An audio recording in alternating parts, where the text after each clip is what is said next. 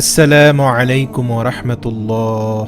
সুপ্রিয় আলোর পথের দর্শক মণ্ডলী, আশা করি মহান আল্লাহ রাব্বুল আলামিনের অশেষ মেহেরবানি ও দয়ায় আপনারা সবাই ভালো আছেন। প্রিয় দর্শক, আজকে খুবই গুরুত্বপূর্ণ একটি বিষয় নিয়ে আপনাদের সাথে আলোচনা করব। আশা করি আপনারা ভিডিওটি না টেনে শেষ পর্যন্ত দেখবেন। রাসূল সাল্লাল্লাহু আলাইহি ওয়াসাল্লাম মেরাজের রাতে জাহান্নামের এক মহিলাকে দেখলেন যে তাকে লোহার শিক দ্বারা ঝুলন্ত অবস্থায় রাখা হয়েছে। অতঃপর তার সম্পর্কে রাসূল সাল্লাল্লাহু আলাইহি ওয়াসাল্লাম জিবরাইল আলাইহিস সালামকে জিজ্ঞেস করলেন, এই মহিলাকে কি কারণে এই ভয়াবহ শাস্তি দেয়া হচ্ছে? জিবরাইল আলাইহিস সালাম বললেন, ইয়া রাসূলুল্লাহ, এই মহিলাটি তার স্বামীর সাথে অশ্লীল ভাষায় কথা বলতো এবং সে তার স্বামীকে কথায় কথায় কষ্ট দিত এবং তার নাফরমানি করত। মুখের কথার কারণে বিয়ের মতো এত সুন্দর ও মজবুত বন্ধন কিন্তু আজকাল ভেঙে যাচ্ছে খুব নিমিষে। দুজনই ভালো, কিন্তু একজনের আচরণ এত খারাপ যে আরেকজন তা সহজেই মেনে নিতে পারছে না। মুখের কথায় হয়তো শারীরিক কষ্ট পাওয়া যায় না, কিন্তু মানসিক যে কষ্ট পাওয়া হয় তা তার হৃদয় ভেঙে দেওয়ার জন্য যথেষ্ট। এই কাজটি অনেক স্ত্রী করে থাকেন।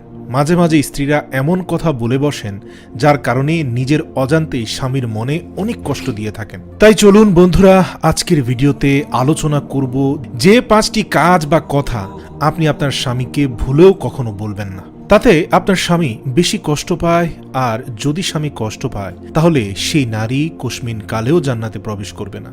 আর স্বামী যদি খুশি থাকে তাহলে তার ব্যাপারে রাসূল সাল্লাল্লাহু আলাইহি সাল্লাম কি বলেছে আসুন জেনে নেই। হযরত উম্মে সালমা রাদিয়াল্লাহু তাআলা আনহা বর্ণনা করেন, রাসূল সাল্লাল্লাহু আলাইহি সাল্লাম ইরশাদ করেছেন, যে মহিলা এমন অবস্থায় মৃত্যুবরণ করবে যে তার স্বামী তার প্রতি সন্তুষ্ট, সে যেন জেনে রাখে সে জান্নাতে প্রবেশ করবে। সুবহানাল্লাহ। তিরমিজি শরীফ, হাদিস নম্বর 1161। তো সেই 5টি কথা বা কাজ যা একদমই করা যাবে না প্রিয় দর্শক, যে 5টি কথা আপনি সতর্কতার সাথে যদি আপনি আপনার স্বামীকে না বলেন, বা এই 5টি কাজ যদি আপনি আপনার স্বামীর সাথে না করেন, তাহলেই কিন্তু আপনি জান্নাতি হওয়ার সম্ভাবনা তৈরি হয়ে যাবে। আসুন, 1 নম্বর, স্বামীর অর্থনৈতিক ব্যাপারে কটাক্ষ না করা। সংসার এবং স্ত্রী চালানোর মতো অর্থ যদি কোনো পুরুষের না থাকে তাহলে তিনি নিজেই অনেক বেশি মাত্রায় বিষণ্ণ এবং হতাশ থাকেন। নিজের জীবনের উপরে তার প্রতিনিয়ত হতাশা এবং আত্মখ্যাতি মনোভাব সৃষ্টি হয়। তার উপর যদি স্ত্রী হয়ে আপনি তার অর্থনৈতিক অবস্থা নিয়ে কিছু বলে ফেলেন, তাকে কটাক্ষ করেন, তাকে ছোট করেন, তাহলে তার আত্মবিশ্বাস ভেঙে যায় ও নিজের প্রতি আস্থা নষ্ট হয়ে যায়। মানসিক কষ্ট পেতে থাকেন অনেক বেশি।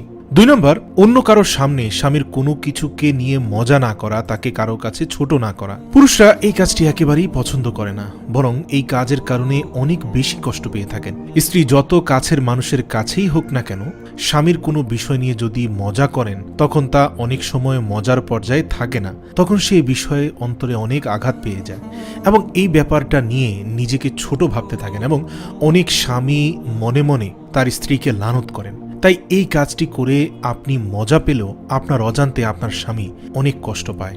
যদিও সে প্রকাশ্যে হাসি তামাশা দিয়ে ব্যাপারটি উড়িয়ে দিয়েছে, কিন্তু ব্যাপারটি আসলে উড়ে যায় না। এই কর্মকাণ্ড, স্ত্রীর এই তাচ্ছিল্যতা প্রতিটা স্বামীর হৃদয়ে ছুরিকাঘাতের মতো বিদ্ধ হয়ে থাকে। 3 নম্বর বিষয়টি হলো স্বামীর কাজের ব্যাপারে কটাক্ষ না করা। আপনার স্বামী আপনাকে ভালোবাসেন বলেই আপনার জন্য কিছু করতে উৎসাহী হন, কিন্তু আপনি যদি বারবার তার কাজের ভুল ধরে তা নিয়ে কটাক্ষ করতে থাকেন এবং ভুলগুলোকে সহজে মেনে নিতে না পারেন, বারবার ভুলের জন্য আপনি তাকে দোষারোপ করতে থাকেন, তাহলে তিনি কাজের উৎসাহ তো হারাবেনই, উপরন্তু তিনি বেশ কষ্ট পাবেন। তার কাছে মনে হবে তিনি যাই করুন না কেন আপনার কাছে তার কোনো মূল্য নেই। তাই স্বামী যা করেন তার প্রশংসা করুন। যদি ভুল কাজ করে তা নিয়ে কটাক্ষ করার কিছু নেই, আপনি সুন্দরভাবে বুঝিয়ে দিন, তার ভুলটা ভালো করে বলে ধরিয়ে দিন এবং পাশাপাশি তাকে উৎসাহ দিন। 4 নম্বর হলো সব ব্যাপারে অভিযোগ করা। প্রিয় দর্শক, সবকিছুর ব্যাপারে যদি স্বামীর কাছে অভিযোগ করতে থাকেন তাহলে তিনি মনে অনেক কষ্ট পেয়ে থাকেন, কারণ আপনার অভিযোগে তিনি নিজেকে অনেক বেশি ছোট ভাবতে থাকেন।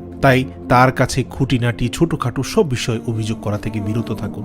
নিজের আত্মবিশ্বাস হারাতে থাকেন কিন্তু স্বামী যদি আপনি বেশি বেশি তার বিরুদ্ধে অভিযোগ করেন যে তিনি আপনাকে সুখে রাখতে পারছেন না, সারা জীবনও তুমি আমাকে সুখ দিলে না, আমি মেয়ে হয়েছি বিধায় তোমার ঘর করছি, এই জাতীয় বাক্য ব্যয় করে তার উপর যে অভিযোগ করছেন, তিনি আপনাকে সুখে রাখতে পারছেন না বলেই আপনার হয়তো এত অভিযোগ, আর এই ব্যাপারটি তাকে অনেক কষ্ট দেয়। প্রিয় বোন, আপনার এই কর্মকাণ্ডগুলো না করার কারণে কিন্তু সংসারটি অত্যন্ত সুন্দর হতে পারে। 5 নম্বর, ছোট বড় সকল ব্যাপারে দোষারোপ করা। হয়তো রাগ উঠলে অনেক স্ত্রী মুখ ফসকে বলে ফেলেন, এই অবস্থার জন্য তুমি দায়ী, কিন্তু এই কথাটি আপনার স্বামীর মনে গভীর আঁচড় কাটে। ছোট বড় সকল ব্যাপারে আপনি যদি তাকে দোষারোপ করতে থাকেন, তিনি অনেক বেশি হতাশ হয়ে পড়েন, কারণ তিনি তখন ভাবতে থাকেন যে তিনি হয়তো আপনার জন্য কিছুই করতে পারেননি। এই কষ্ট নিয়ে চলেন যে তিনি একেবারেই কাপুরুষ একজন মানুষ। তাই প্রিয় বোনেরা, আপনি আপনার স্বামীকে ভুলেও এই 5টি কথা বা কাজ করে অযথা কষ্ট দিবেন না, আপনার উপর অভিশাপ নামতে পারে। আবার স্বামীদেরও মনে রাখতে হবে, একটা নেককার ফরেজগার নারী এই জীবনের সবচেয়ে বড় সম্পদ। রাসূল সাল্লাল্লাহু আলাইহি সাল্লাম বলেছেন, পৃথিবীর সকল সম্পত্তি ক্ষণস্থায়ী, তার মধ্যে শ্রেষ্ঠ হচ্ছে দিনদার নেককার স্ত্রী। তাই সবচেয়ে বেশি ভরসা, বিশ্বাস ও ভালোবাসা সবকিছু আপনার স্ত্রীর উপর রাখুন এবং আপনার স্ত্রীও যেন আপনার উপর রাখে। এই পারস্পরিক বোঝাপড়াটাই হচ্ছে সুখী এবং আনন্দময় একটি জীবনের মূল হাতিয়ার। কিন্তু আজকের সমাজে দেখা যায়, কিছু স্বামী স্ত্রীর কাছে সাংসারিক, শারীরিক, মানসিক সকল চাহিদা পূরণ করার পরেও যদি স্ত্রীকে কষ্ট দেয়, বিবাহ বহির্ভূত অন্য নারীর সঙ্গে পরকীয়ায় লিপ্ত হয়ে থাকে, কিংবা প্রবাসে থেকে মহিলাদের সাথে শারীরিক সম্পর্ক স্থাপন করে, তাদের জন্য দুনিয়া এবং আখেরাত অর্থাৎ দোজাহানেই রয়েছে শাস্তি। দুনিয়ার শাস্তি হিসাবে যে পুরুষ এইসব ইসলাম বহির্ভূত কাজ করে, সে কখনো মানসিক শান্তি পাবে না। হয়তো সাময়িক সে নিজেকে সুখী ভাববে, কিন্তু চূড়ান্তভাবে সে জাহান্নামী হবে। কিন্তু একটা সময় সে এমন মানসিক যন্ত্রণার মুখোমুখি হবে এ দুনিয়াতে, তার নিরাময়ে দুনিয়ার কোনো ঔষধে কাজ হবে না। আখেরাতের কথা তো বলাই বাহুল্য, এ দুনিয়াতেও সে শান্তি পাবে না। এমন একটি যন্ত্রণার মুখোমুখি সে হবে, তখন তার পাশে দাঁড়ানোর কাউকে সে খুঁজে পাবে না। আরেকটা দুনিয়াবী শাস্তি হলো, সে পুরুষ হঠাৎ মৃত্যুবরণ করবে বা যে কোনো সময় পূর্ব অনুমান ছাড়াই কঠিন কোনো বিপদ বা দুর্ঘটনায় পড়বে। তাই যেসব পুরুষ পরনারীতে আকৃষ্ট, পরকীয়ায় জড়িত বা পরকীয়ার সুযোগ খুঁজছেন, তাদের প্রতি মহান রব্বুল আলামিনের সরাসরি বাণী। আল্লাহ তাআলা বলেন, তোমরা ব্যভিচারের নিকটবর্তী হও না, এটা অশ্লীল কাজ এবং নিকৃষ্ট আচরণ। সূরা বনী ইসরাঈল আয়াত নম্বর 23। এবং রাসূল সাল্লাল্লাহু আলাইহি ওয়াসাল্লাম কঠোর সমাধান বাণী বলেছেন। তিনি বলেন, হে মুসলমানগণ, তোমরা ব্যভিচার পরিত্যাগ করো, কেননা এর 6টি শাস্তি রয়েছে যা অত্যন্ত ভয়ঙ্কর এবং কঠিন। এর মধ্যে 3টি দুনিয়াতে ও 3টি আখেরাতে। যে 3টি শাস্তি দুনিয়াতে হয় তা হচ্ছে, তার চেহারার উজ্জ্বলতা বিনষ্ট হয়ে যায়, দেখতে মানুষরূপী একটা জানোয়ারের মতো মনে হয়, তার আয়ুষ্কাল সংকীর্ণ হয়ে যাবে এবং তার দারিদ্রতা চিরস্থায়ী হবে, জীবন ভর দ্বারে দ্বারে ভিক্ষা করবে। মনে রাখবেন, এত ভয়ঙ্কর এই ব্যভিচার। আর যে 3টি শাস্তি আখিরাতে প্রকাশ পাবে তা হচ্ছে, সে আল্লাহর অসন্তোষ, কঠিন হিসাব ও জাহান্নামের শাস্তি ভোগ করবে।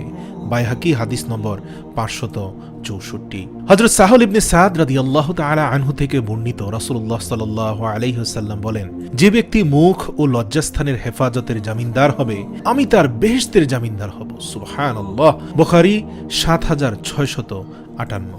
এক্ষেত্রে শয়তান কর্তৃক প্ররোচিত অনেক বিপদগামী স্ত্রীকে দেখা যায় পরপুরুষ বা দেবরের সাথে জমে ওঠে পরকীয়া করে, অথবা স্বামীর প্রবাসের সুযোগে নিজের চরিত্রকে হেফাজত করতে ব্যর্থ হয়। হযরত উকবা ইবনে আমির রাদিয়াল্লাহু থেকে বর্ণিত, রাসূল সাল্লাল্লাহু আলাইহি সাল্লাম বলেন, সাবধান, তোমরা নির্জনে নারীদের কাছেও যেও না। এক আনসার সাহাবী বলেন, ইয়া রাসূলুল্লাহ, দেবর সম্পর্কে আপনার নির্দেশ কি? অর্থাৎ তার সাথে তো মনে হয় চলাফেরা কথাবার্তায় কোনো বাধা নেই।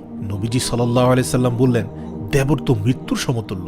মুসলিম 2445 নম্বর হাদিস। প্রিয় দর্শক, আমাদের সমাজে আমরা পর্দার বিধান ঘরে পালন করি না। কি দেবর, কি ভাসুর, কি ননদ, কি ননাস, এগুলো আমরা হরহামেশায় মুহররম, গায়রে মুহররম বাছ বিচার না করে সবার সামনেই সবার সাথে একান্তে কথা বলা বা খোশ গল্পে মজে ওঠাটা একটা সাংস্কৃতিক আচার বা রীতি বলে মনে করি। কিন্তু রাসূল সাল্লাল্লাহু আলাইহি সাল্লাম এই বিষয়টিকে সমর্থন করেননি এবং এটিকে মৃত্যু সমতুল্য বলেছেন। হাদিসের ব্যাখ্যায় হাফেজ ইবনে হাজার আসকালী রাহিমাহুল্লাহ ফাতহুল বারীতে লিখেছেন, এখানে মৃত্যুর সমতুল্য অর্থ হলো ভয়ঙ্কর হারাম, আর ইসলামে এসবের শাস্তি হয় ভয়াবহ।